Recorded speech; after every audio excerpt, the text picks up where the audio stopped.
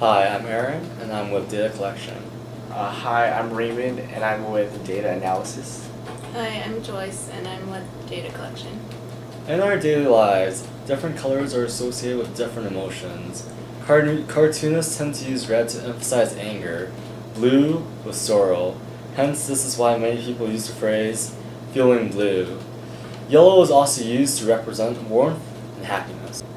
Companies can use colors for commercial purposes in which they try to evoke a certain emotion within a viewer to affect the way they react.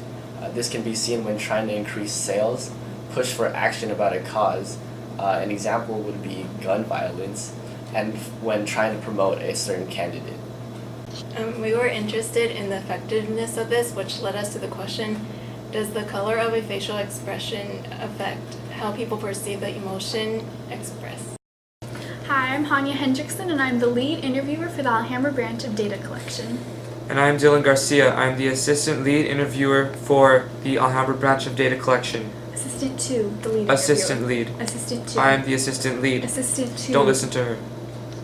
Question: what type of sampling method is best? Answer: systematic method. We surveyed people in Alhambra on 3 randomly selected days. We asked every third person we saw until we reached a total of 25 people. Question: why 25? It's a random number? Wrong. We chose the number 25 because eventually it would lead to a sample size of 1,350 people. If anybody failed to collect data, we will still have a sample size of at least 1,000 people, but I never failed to collect data. We will show one of 6 images chosen from the AP Psych 8th edition textbook with a color overlay.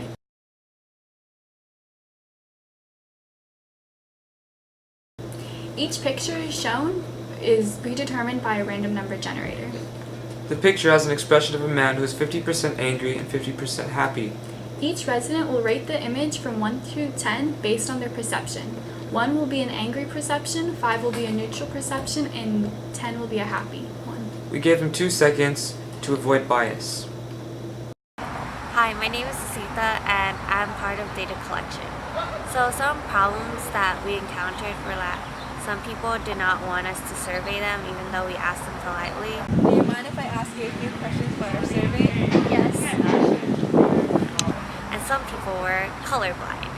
And we did not know they were colorblind until their spouse or their friend were to tell us, so we would have to delete them from the data.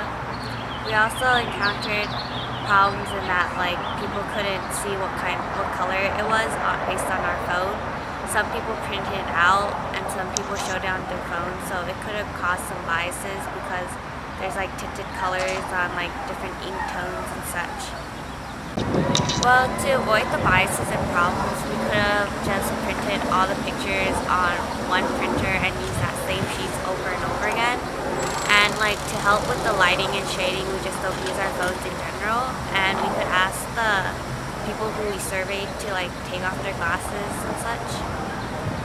And another thing that we would have done differently was to survey people using the numbers 1 to 5 instead of 1 to 10, because 1 to 10 is a really big range, and we didn't really tell the surveyors what 6 and 7, 8, 9 were. They just had to guess their way, and it would have gave us a better conclusion at the end.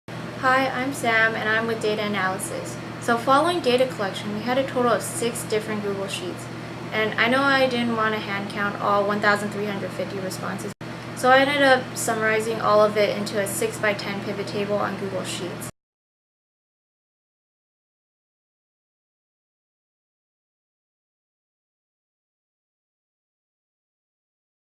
This laid the foundation that we needed to conduct a chi-square test for independence at 0.05 alpha level with 45 degrees of freedom. I'm Diana and I'm a part of Data Collection. The no hypothesis is that there is no relationship between color and perceived facial emotion, and the alternative hypothesis is that there is a relationship between color and perceived facial emotion. We collected a random sample of 1,350 residents from the cities of Monterey Park and Alhambra. This is less than 10% of the total population of both these cities. All observed values were at least 1, but not all expected cell counts were at least 5. Despite this, we proceeded to conduct a chi-square test for independence. So after checking that the conditions around the test were satisfied, the chi-square statistic can now be calculated. We created an expected values table by multiplying the column total with the row total and dividing by the column total for each observed value.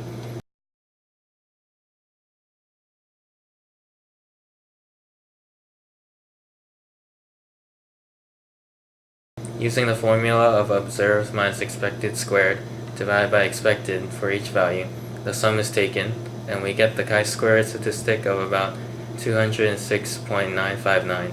To calculate the p-value, the probability that chi-squared would be greater than 206.959, it was calculated, and this probability is 1.26 times 10 to the negative 22nd power, or essentially 0.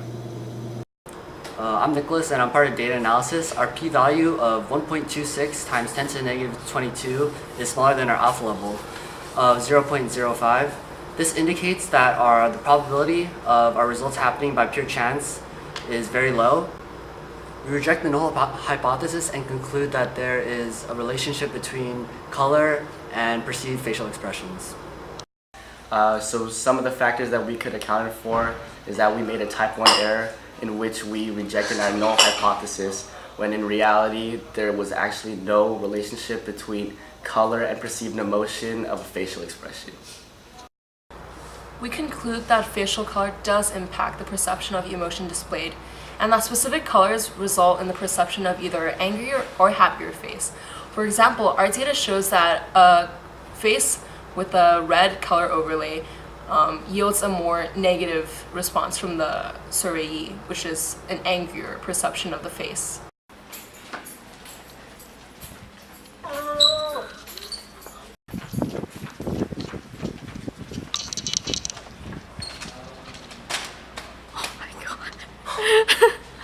Examining other journals in the realm of color psychology, it is evident that color does impact the perception of emotion. Our findings further reinforce this general conclusion. Knowing this, advertisers, marketers, business people, or people in general can use this to their advantage and use certain colors to extract certain emotions from people. I don't really know what to say, but I'm just looking at the camera now, so.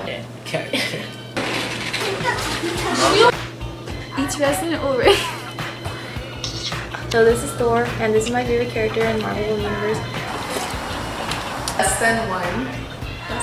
At least 1. Oh wait. I know. We conclude that. Okay.